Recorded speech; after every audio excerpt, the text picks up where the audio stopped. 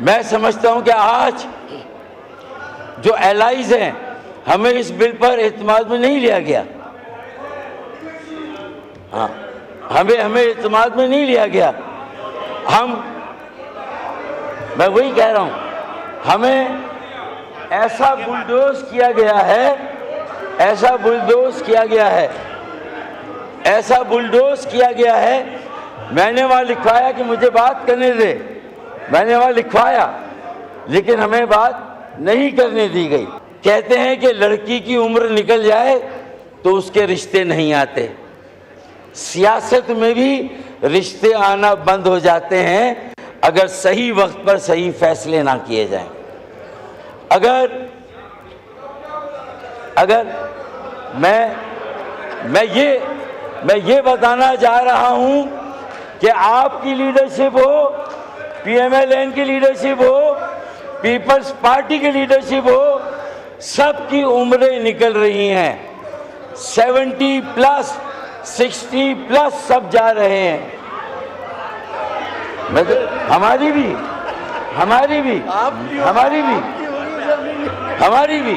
तो supreme court का एक फैसला अगर ये ऑपोजिशन समझती है कि इसे जमीन से आसमान को ले जाएगा, तो ये इनकी गलतफहमी भी है और खुशफहमी भी है।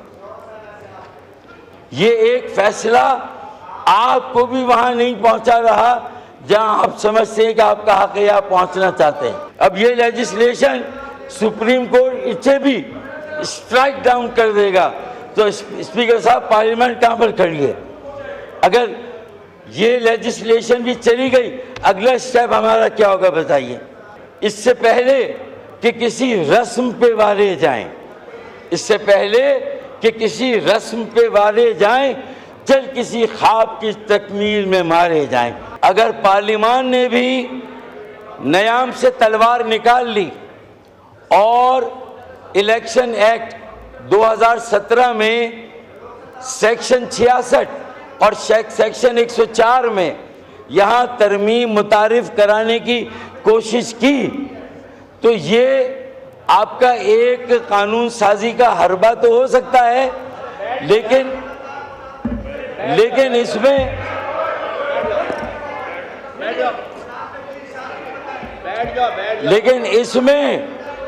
इसमें हुकूमत और अपोजिशन दोनों की सियासत की बदतरीन शिकस्त है कि आप सर जोड़कर बैठने के लिए तैयार नहीं है, कौमी मशावरत और मफाहिमत का रास्ता निकाल लें और एक कौमी एजेंडे पर काम करने के लिए तैयार नहीं है, और 25 करोड़ अवाम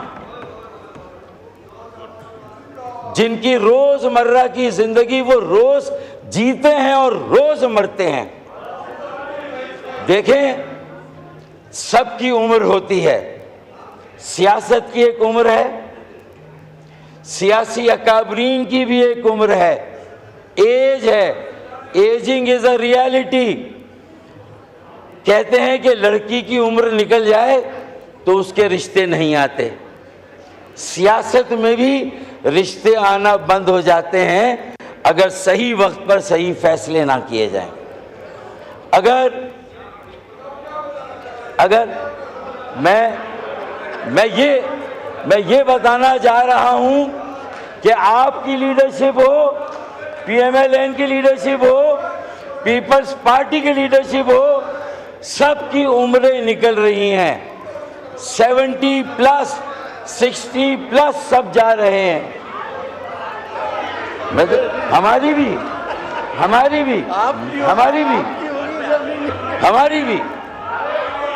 भी, लेकिन हमारे यहाँ अभी सब 70 से नीचे हैं।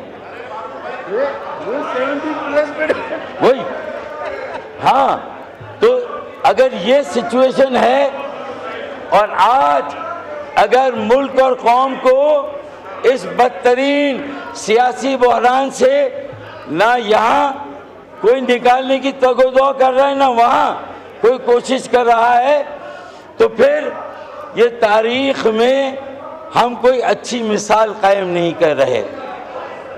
ये वक्त था कि इस मसले को सियासी तौर से हल किया जाता। काश हम खुद एक्ट 2017 में अमेंडमेंट करके ये कहते कि सुप्रीम कोर्ट में जाने की जरूरत नहीं है, आपको हम आपके हिस्से की मखसूस नशिस्तें देते हैं, इन्हें आप वो नशिस्तें दे देते हैं, किसी के पास भी है। लेकिन अगर ऐसा अमल होता तो स्पीकर साहब एक रास्ता निकल सकता था।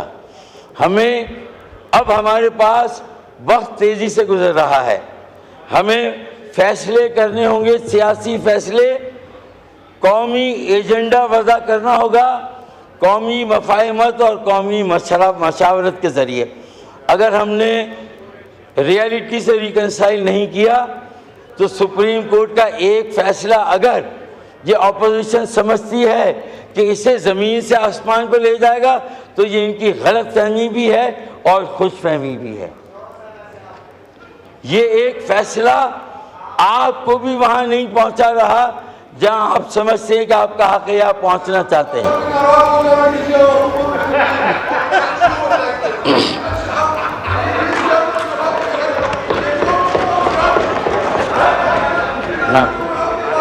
हाँ, तो मेरा ये कहना है कि देखें, एक कोटा सिस्टम, तशरीफ रखें, आपको मौका मिलेगा, ऑपोजिशन को मौका मिलेगा। तशरीफ रखें, आप बोलें डॉक्टर साहब। देखें, मैं समझता हूं कि आज जो एलाइज हैं, हमें इस बिल पर एतमाद में नहीं लिया गया। हाँ, हमें एतमाद में नहीं लिया गया। मैं वही कह रहा हूं, हमें ऐसा बुलडोज किया गया है, ऐसा बुलडोज किया गया है।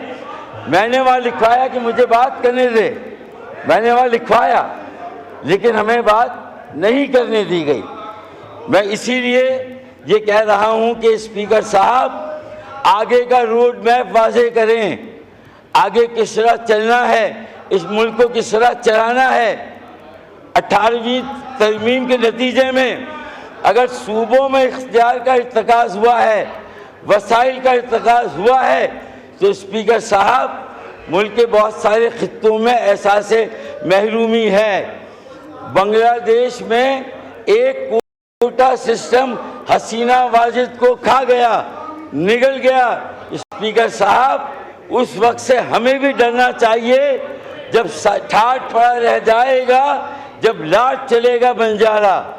जरूरत इस बात की है कि हम होश के नाखून लें, ऑपोजिशन भी आमादा हो एक ग्रैंड रिकन्सिलिएशन के लिए, सियासी जमातों के दरमियान भी, और फिर अगर ज़रूरत पड़े तो इदारों को भी आपको इंगेज करना होगा, इदारों से भी बात करनी होगी।